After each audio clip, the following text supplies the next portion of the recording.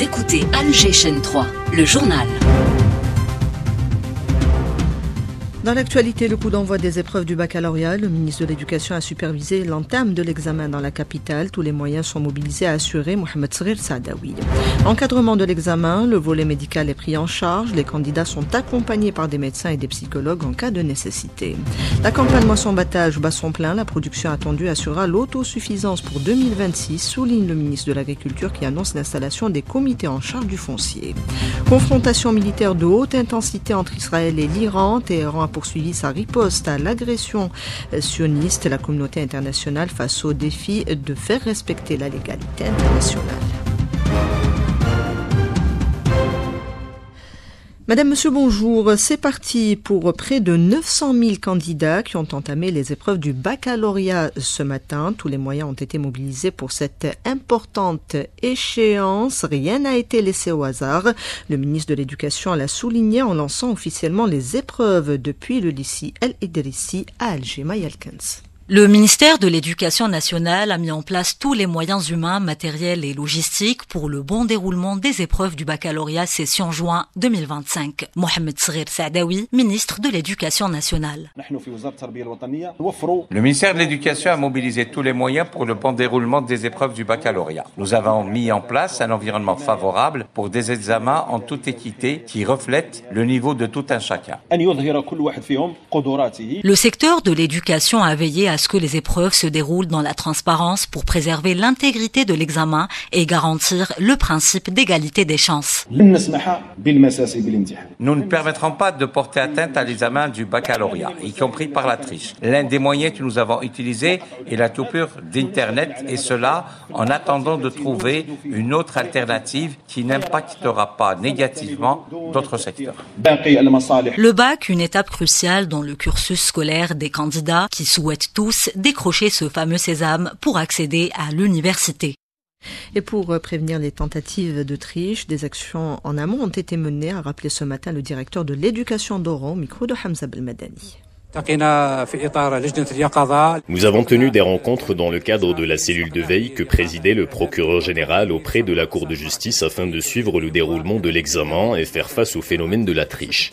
Nous avons organisé auparavant des rencontres de sensibilisation au profit des candidats, mais aussi des chefs de centre pour les informer des différentes mesures afin d'empêcher ce genre d'erreur. L'encadrement médical également assuré, nous dit Inès Mohamed depuis Sidi Bla Abbas. Stress et crise de panique, c'est l'état d'esprit de plusieurs candidats, notamment le premier jour des épreuves du baccalauréat. Ils sont systématiquement pris en charge par les équipes médicales des unités de dépistage scolaire. Moudina Gheta Mohamed, chef de service des finances et des moyens généraux à la direction de l'éducation de Sidi Bla Abbas. On a mis en place des équipes médicales au niveau de 41 IDS, gérées par notre direction. Elles sont composées d'un psychologue, médecin et infirmier. Ces IDS sont dotés de tous les équipements nécessaires en cas de malaise de candidats.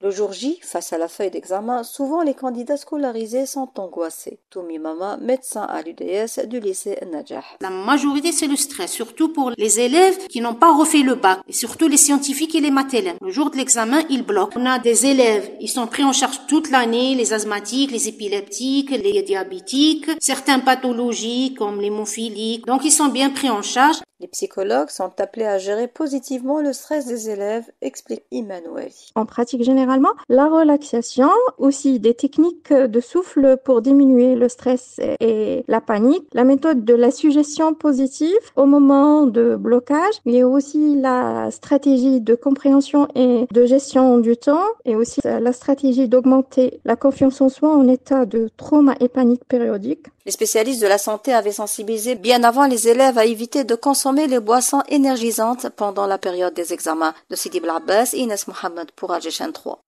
Les pouvoirs publics ont pris des mesures supplémentaires pour les régions où les températures sont déjà caniculaires. Les candidats sont plutôt satisfaits. Reportage à Gherdaya signé Mahfoud Karkar. À Gherdaya, les autorités publiques ont veillé sur plusieurs modules pour le bon déroulement du baccalauréat où la climatisation figure parmi les conditions. C'est le cas à la commune de Bariane qui compte 3 centres d'examen. Écoutons le chef d'Aïra Hassan Belounis. Toutes les préparations ont été faites, surtout le contrôle des climatisations dans toutes les classes par centre. Aussi, la prévision par l'eau potable et l'eau minérale par 238 fardeaux pour les élèves et les cadres des centres. Donc toutes les mesures sont prises. On souhaite Inch'Allah la réussite pour nos 582 bacheliers. Les candidats satisfaits des conditions allouées. الحمد لله فوتنا مريقله حاره شوي مستفعه بصح راه في قسم كاين كلش مكيف يمشي البرد كاين لا باس متوفرين كلش كليماتيزور موفرين بارد ان شاء الله نجيبوا الباك حنايا. C'est toute une commission qui a été installée par le Wali, présidée par l'inspecteur général pour veiller sur les préparatifs du bac, tous modules confondus. De Gherdaya Mahfoud Kerker pour Alger 3. Les candidats sont arrivés tôt au niveau des centres d'examen, beaucoup accompagnés par leurs parents, tout aussi stressés et parfois plus, nous dit Haït Kerboua.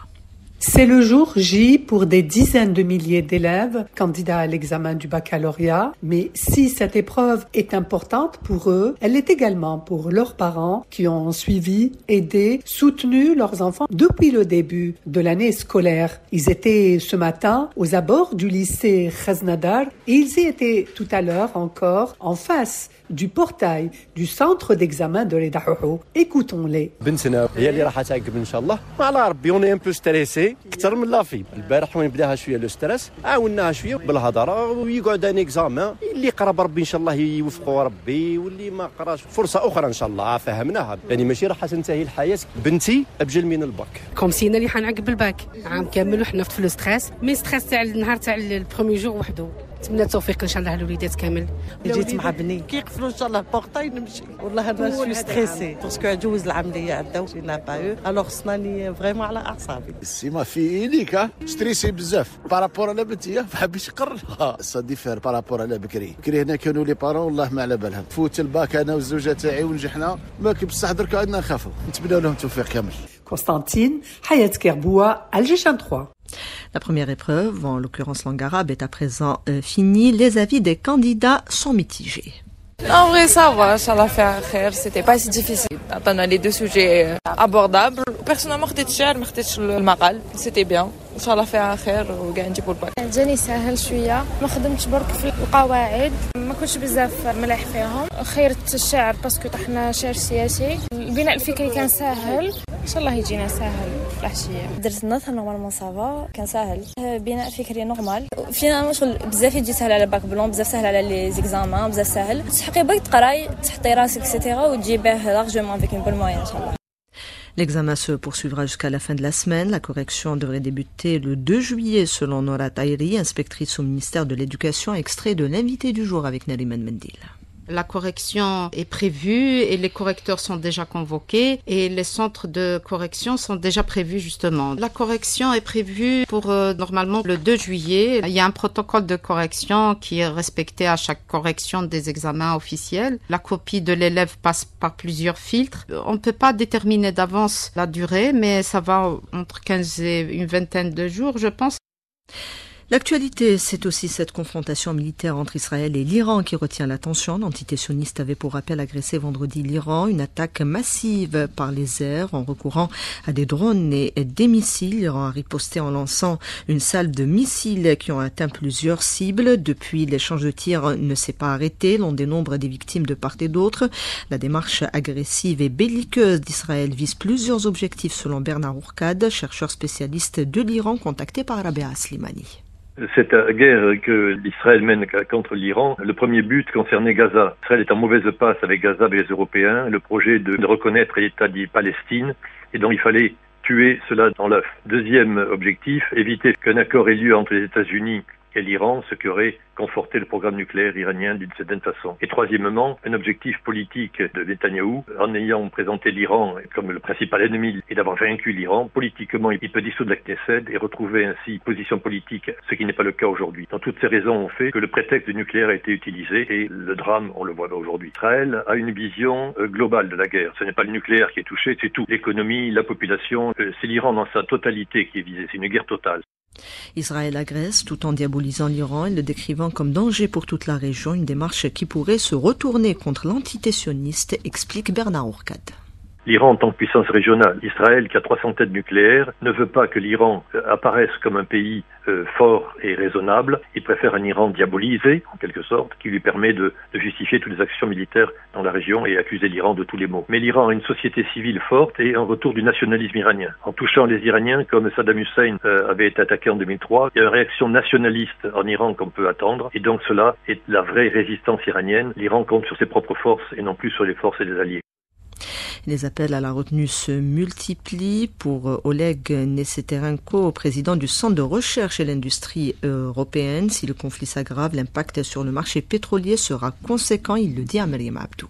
Il est tout à fait certain que ce type de conflit ne doit être résolu que par la voie de la diplomatie et certainement pas par la voie des armes. Cela étant, une fois de plus, ce sont les armes qui parlent. Il est clair qu'il y a toute une série de conséquences qui auront lieu si l'actuelle phase du conflit ne prendra pas la fin et ne soit pas résolue diplomatiquement dans les plus brefs délais. En cas de l'aggravation des événements en cours, du point de vue économique, l'une des principales conséquences sera certainement la hausse importante du prix des hydrocarbures, ce qui influencera de diverses manières les économies des pays tant producteurs que consommateurs du pétrole.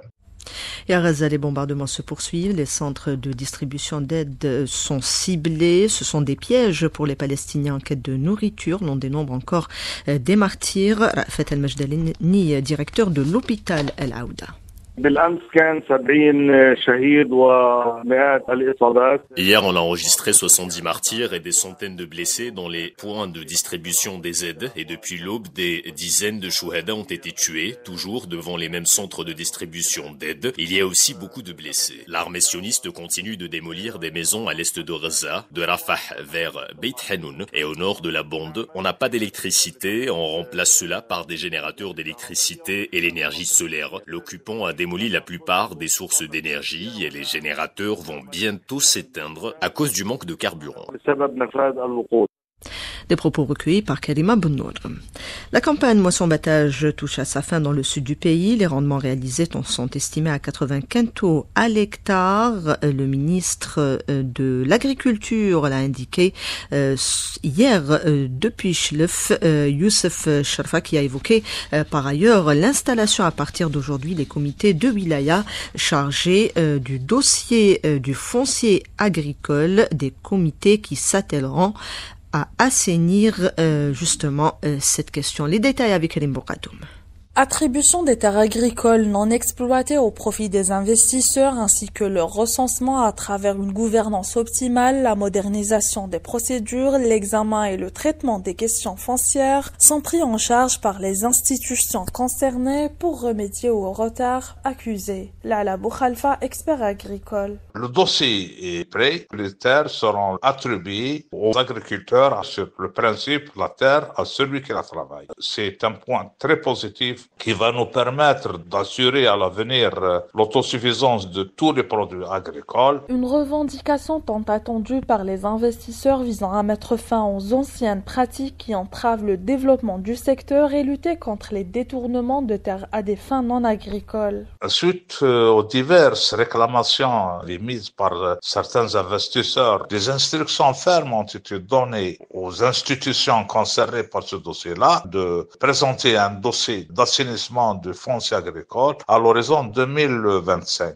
C'est vrai, dans le passé, il y avait des pratiques illicites, des terres ont été attribuées à des personnes qui n'œuvrent pas droit à ces attributions-là. Ces personnes ont procédé à la location et à la vente illicite de ces terres agricoles. Répondre aux besoins nationaux en prenant en compte le développement des filières stratégiques qui comprennent entre autres les céréales, les légumineuses et les semences et atteindre l'autosuffisance notamment en blé dur en augmentant la superficie de production à 500 000 hectares dans le sud.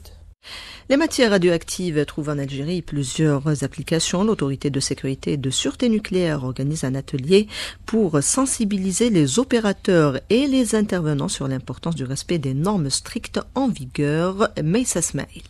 En Algérie, les matières radioactives et nucléaires sont utilisées dans plusieurs secteurs, notamment la médecine et la pharmacie. Parmi les projets phares figurent la production de radioisotopes à usage thérapeutique et les dispositifs de diagnostic en radiothérapie pour le traitement du cancer. Dr Imadeddine Mustafa Rodban, président de l'Association algérienne de médecine nucléaire. Les défis à venir, c'est les nouveaux radiopharmaceutiques, surtout pour le traitement. Dans les 3 dernières années, il y a de nouveaux radiopharmaceutiques qui sont utilisés dans le monde, surtout pour le traitement des cancers et qui ont des caractéristiques physiques qui sont différentes. Il y a une réglementation qui est adaptée et spécifique à ces produits et c'est pour ça qu'on doit être prêt à les accueillir, les utiliser en Algérie. L'utilisation de cette source doit donc faire l'objet d'une surveillance et d'une réglementation stricte. À cet effet, l'Algérie a adopté le 17 juillet 2019 la loi numéro 1905 qui encadre l'ensemble des activités nucléaires du pays. Professeur Al-Rachid Menned, président de l'Autorité nationale de sécurité et de sûreté nucléaire. Le système juridique national est au diapason du système juridique international et des grandes normes et standards internationaux de gestion des activités nucléaires. La question est de dire que notre système juridique a été conçu de telle manière qu'il répond aux exigences imposées pour mener les activités nucléaires, mais en même temps, il reprend les meilleures pratiques mondiales dans le domaine. L'autorité vient donc à son tour veiller à l'application de cette loi, comme nous dit professeur Al-Rachid Menned. Nous avons essayé de réunir tous les opérateurs, tous les intervenants nationaux dans le domaine du nucléaire et domaine d'utilisation des sources radioactives pour les sensibiliser sur le fait de la nécessité d'appliquer la loi et donc de comprendre déjà les concepts qui sont dans la loi et le rôle de l'autorité. En s'alignant sur les normes internationales, l'Algérie réaffirme son engagement pour un usage sécurisé de la technologie nucléaire au service du développement, de la santé publique et de la protection de l'environnement. Et à propos de santé, la numérisation des services de médecine du travail était au centre d'une rencontre ce matin. Hamida Chiban, maître assistant au CHU Mustapha, au micro d'Ibtihal Addoun.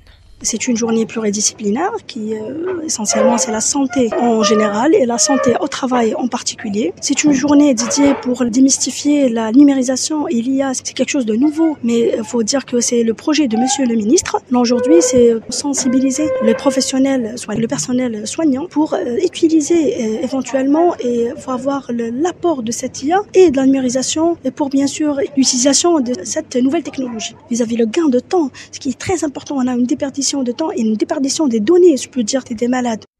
Et un brin de culture dans ce journal, Sidali Fares a assisté à la générale de la pièce Le Cheval Blanc Ailé, il nous en dit plus. La pièce de Cheval Blanc inspirée d'une légende grecque, reconnue comme un symbole puissant dans de nombreuses cultures à travers le monde, associée à la pureté, à la luminosité et à la vérité. Dans de nombreuses traditions spirituelles, le cheval blanc est considéré comme un messager de sagesse et de guidance. L'auteur de la pièce, Fethi Kafi. J'ai mis cette légende dans un concept algérien et j'ai fait 2 petites histoires de jalousie entre 2 couples. Un couple sophistiqué ou un couple modeste. Le message, c'est qu'il faut éviter le doute, surtout le doute dans le couple. Deuxièmement, il ne faut pas trop croire aux légendes. Le public a ri et surtout applaudi la pièce Le Cheval Blanc Ailé. C'est beaucoup plus un sujet de jeunesse, société jeunesse. spectacle ما شاء الله surtout الكتابة تاعو عجبتنا بزاف. العرض كان جميل يعطيهم صحة كاع الممثلين والممثلات. Ça va, j'ai passé en tous les cas un bon temps. Le Cheval Blanc Ailé de la coopérative Théâtre et Atelier des Arts de l'Bahia d'Oran, texte Fethi Kafi, mise en scène Habib Mjahri, va réaliser prochainement une tournée nationale. Tour cycliste au Cameroun, 10e et dernière étape. Aujourd'hui, Hamza Rahmouni.